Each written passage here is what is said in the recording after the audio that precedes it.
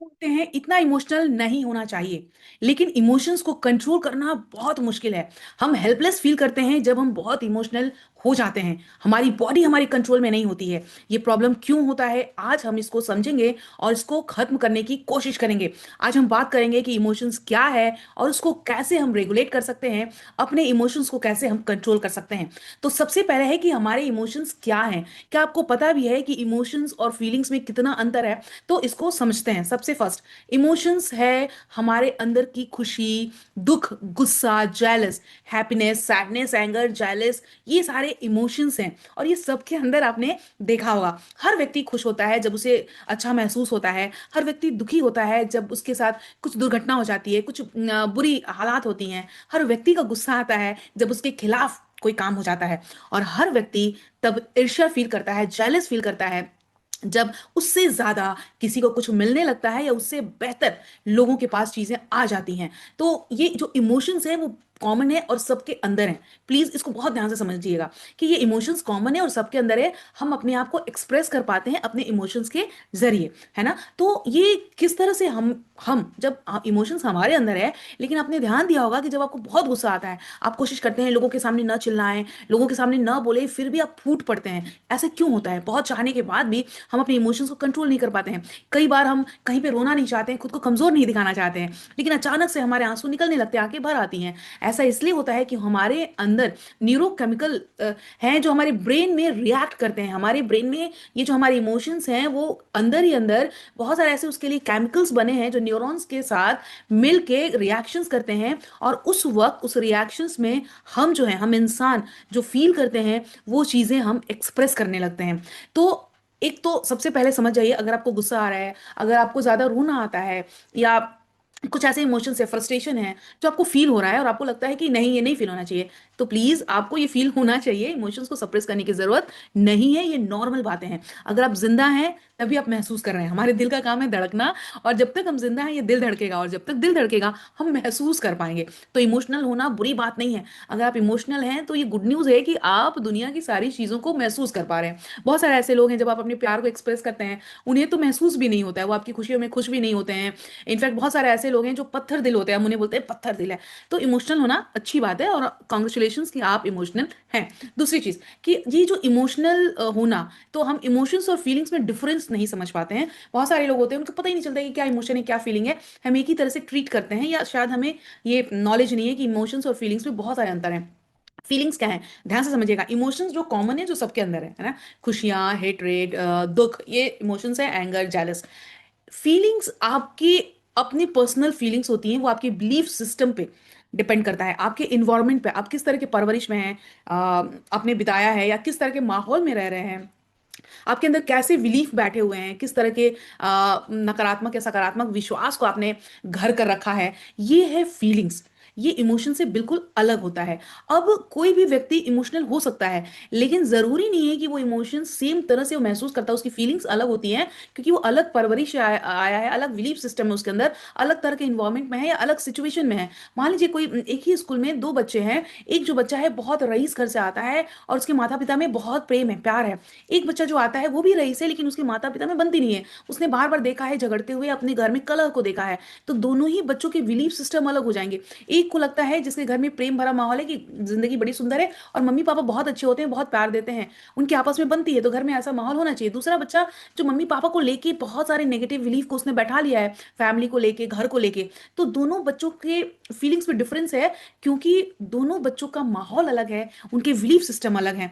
तो अब देखिए, सबसे पहले इमोशंस आता है। अब इमोशंस आता है जो कॉमन है सबके अंदर, लेकिन फील करना हमारे पर डिपेंड करता है। इसीलिए बहुत सारे लोग बोलते हैं मैं उसे ज्यादा प्यार करता हूं लेकिन मुझे लगता है कि वो मुझे कम करती है, या एक साइड से बहुत ज्यादा प्यार होता है, एक साइड से शायद उतना नहीं हो पाता। तो इसका मतलब ये नहीं कि वो इंसान प्यार नहीं कर रहा है, इसका मतलब ये है कि उसको ये फीलिंग्स आपसे कुछ अलग हैं। तो जैसे ही आपके अंदर वो फीलिंग्स आती है, फीलिंग्स थॉट क्रिएट करता है कि अरे ये मुझे बहुत प्यार करते हैं, ये मुझे बहुत मानते हैं। अब ये जैसे ही फीलिंग्स आपके अंदर आई, किसी के लिए बहुत ज्यादा प्यार है आपके अंदर, तो उनके लिए अच्छी फीलिंग्स आ रही हैं। लेकिन किसी के लिए नफरत है, आपके वर्किंग प्लेस पे कुछ ऐसी चीजें हुई जिससे आपको बहुत नफरत हो रही है, तो वहां पे आपने अपने बॉस के लिए बोला, बाप रे मैं इससे बहुत नफरत करती हूँ, मैं बहुत नफरत करता हूँ। वहां पे आपकी फीलिंग्स बॉस के लिए अलग है। तो अब देखिए क्या होता है, मजे की बात है कि जैसे ही फील करते हैं आप किसी के लिए, उस इंसान के लिए, उस सिचुएशन के लिए आपके अंदर एक थॉट आ जाता है। एक थॉट क्रिएट करता है हमारा दिमाग कि ये बंदा बड़ा अच्छा है, ये मुझे बहुत प्यार करता है। तो उसके लिए एक पॉजिटिव थॉट आ जाता है। और ये बंदा बहुत ही मुझे परेशान करता है, तो उसके लिए एक नेगेटिव थॉट आता है। तो फीलिंग्स के बाद हमारे थॉट आते हैं। अब आता है एक्शन का पार्ट, जो आपको बहुत ध्यान से समझना है। जैसे ही आपके अंदर थॉट आया, यार इस ऑफिस में तो बहुत मुश्किल है, मैं तो इसी यहाँ पे ज्यादा काम नहीं कर सकता, बॉस बहुत गंदे हैं, मुझे पसंद नहीं है। अब जैसे ये थॉट आपके अंदर आया ना, क्योंकि आपने वो महसूस किया, बॉस के साथ कुछ ऐसी नेगेटिव सिचुएशन हुई होगी, तो आपने वो महसूस किया, इसलिए आपके अंदर वो थॉट आया। जब ये थॉट आया, अब आपके अंदर एक्शन आएगा जो कि उस बॉस के लिए, उस ऑफिस के लिए नेगेटिव होगा। और आप नेगेटिव तरीके से वहां रिएक्ट करेंगे, आपका बिहेवियर उस पर्सन के साथ नेगेटिव हो जाएगा। तब ये जब हमारे फीलिंग्स होते हैं, जब हम फील करते हैं, उसके बाद जो थॉट्स आता है, उसके बाद ही हमारा दिमाग एक्शन लेता है। वो एक्शन किसी भी तरीके से आप ले सकते हैं। इसीलिए कभी कभी आपने देखा है कि कहीं पर दो बंदों में बहुत ज्यादा लड़ाई झगड़े शुरू होते हैं, मारपीट शुरू होती है, क्योंकि दोनों के अंदर, उनके दिमाग में पहले ही ये थॉट आ चुका होता है कि ये बंदा अच्छा नहीं है, मुझे इसके साथ फाइट करनी है। और जैसे ही ये थॉट क्रिएट करता है, देखिए हमारे इमोशंस हमारे कंट्रोल में कैसे नहीं होते हैं, वहां पर एक्शन शुरू हो जाता है, मारपीट या किसी भी तरह का टेंट्रम शुरू हो जाता है। तो ये जो एक्शन आता है वो हमारे थॉट से आता है। थॉट कहाँ से आता है? हमारी फीलिंग से आता है।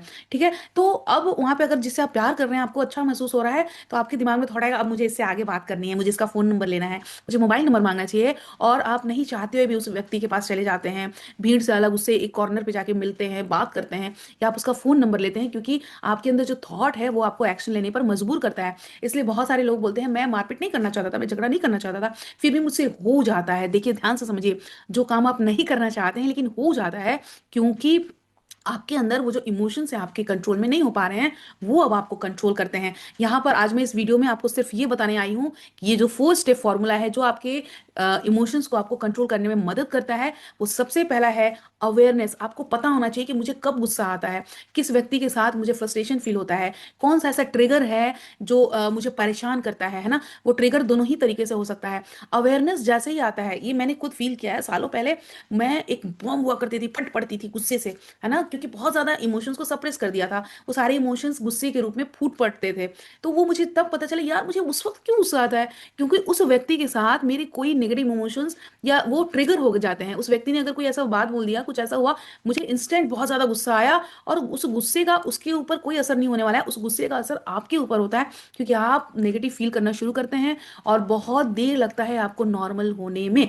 तो जैसे ही मैंने महसूस करना शुरू किया कि अरे यहाँ पे इस सिचुएशन में मुझे गुस्सा आता है, ये बोल देने पे गुस्सा आता है, तो अब मुझे उस सिचुएशन में गुस्सा नहीं करना है, उस सिचुएशन को आने ही नहीं देना है, या वैसे सिचुएशन में पड़ना ही नहीं है, या वैसे सिचुएशन से दूर रहना है।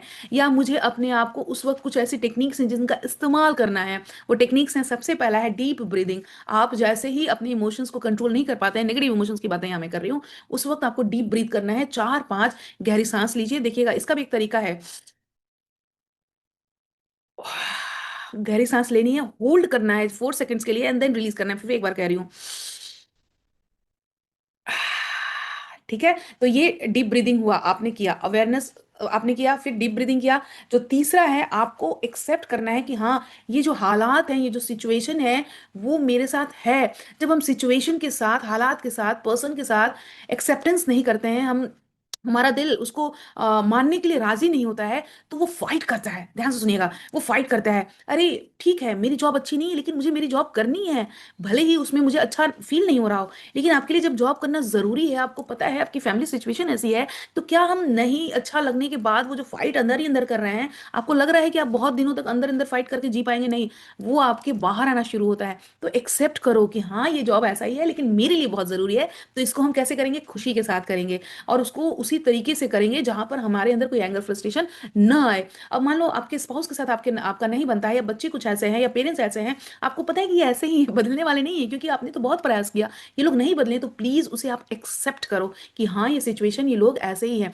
जैसे आप एक्सेप्टेंस करना शुरू करते हैं सिचुएशन के लिए, जगह के लिए, लोगों के लिए, आपके अंदर का वो नेगेटिव इमोशंस, वो फीलिंग्स धीरे धीरे धीरे धीरे गायब होने लगता है। और फोर्थ और सबसे इंपॉर्टेंट, अपनी सेल्फ हीलिंग करनी है। आप विश्वास करें ना करें, अगर आप अपनी सेल्फ हीलिंग करनी शुरू करते हैं, आपके अंदर के नेगेटिव इमोशंस धीरे धीरे धीरे धीरे गायब हो जाते हैं, और आप एक ऐसे इंसान बन जाते हैं जो किसी और के कहने पे अ, फटते नहीं हैं, किसी और के कंट्रोल में नहीं है। हमें लगता है ना कि हमें गुस्सा आ जाता है, हम इमोशनल हो जाते हैं, एक्चुअली आप दूसरों के कंट्रोल में हो रहते हैं। लेकिन जब आप अपनी हीलिंग करनी शुरू करते हैं, हमारे अंदर बहुत सारे ऐसे ट्रॉमा हैं, ऐसे नेगेटिव चीज़ें हैं भरी पड़ी हैं जो निकल नहीं पाती हैं, कुछ यादें हैं जिन्हें हम भुला नहीं पाते हैं। आप उनकी हीलिंग करिए, क्योंकि जब तक वो दर्द रहेगा ना, तब तक आप नेगेटिव फील करते रहेंगे। और अगर किसी भी तरह की हेल्प की ज़रूरत है तो आप मुझे कॉन्टैक्ट कर सकते हैं।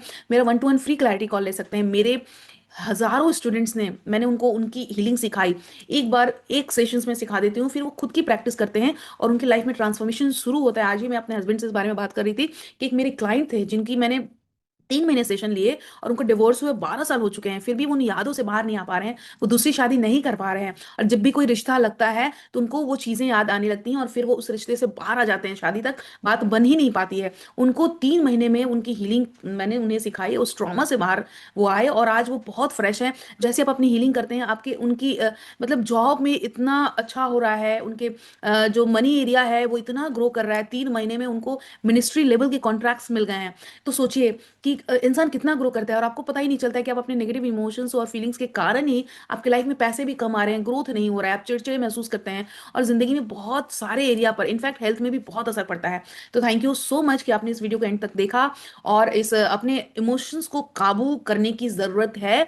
काबू करने के साथ साथ धीरे धीरे हम नेगेटिविटी को अपने अंदर से रिजॉल्व करते हैं, खत्म करते हैं, और फिर देखिए आपके लाइफ में कितना चमत्कार होना शुरू होता है। मैं हमेशा बोलती हूँ, आप यहाँ जीने आए हैं, आप यहाँ तड़पने नहीं आए हैं। तो जिंदगी को हम तभी पूरी तरह से जी पाते हैं जब हम नेगेटिव इमोशंस फीलिंग्स के बाहर होते हैं। तो सप्रेस नहीं करना है किसी भी चीज को, उसको धीरे धीरे धीरे धीरे अपने अंदर की negative energy, negative feelings, negative thoughts को धीरे धीरे धीरे खत्म करना है। और यकीन मानिए, महीना 2 महीना में आप बिल्कुल नए तरीके से व्यवहार करना शुरू करते हैं, और आपका वो न्यू सेल्फ जो है वो उभर के बाहर आता है, और फिर वो जिंदगी में मजा आने लगता है। Thank you so much. अगर आपने अभी तक लाइक नहीं किया तो लाइक करें, सब्सक्राइब नहीं किया तो प्लीज सब्सक्राइब करिए, ज्यादा से ज्यादा लोगों को शेयर करिए, क्योंकि आज की जो सबसे बड़ी प्रॉब्लम है वो यही है कि हम अपने फीलिंग्स और इमोशंस को कंट्रोल नहीं कर पाते हैं। बाबा एंड टेक केयर। अपना बहुत ध्यान रखना है, क्योंकि आप अपने जिंदगी के सबसे इंपॉर्टेंट इंसान हैं, और आपसे ही आपकी ये खूबसूरत जिंदगी है। बाबा एंड टेक केयर।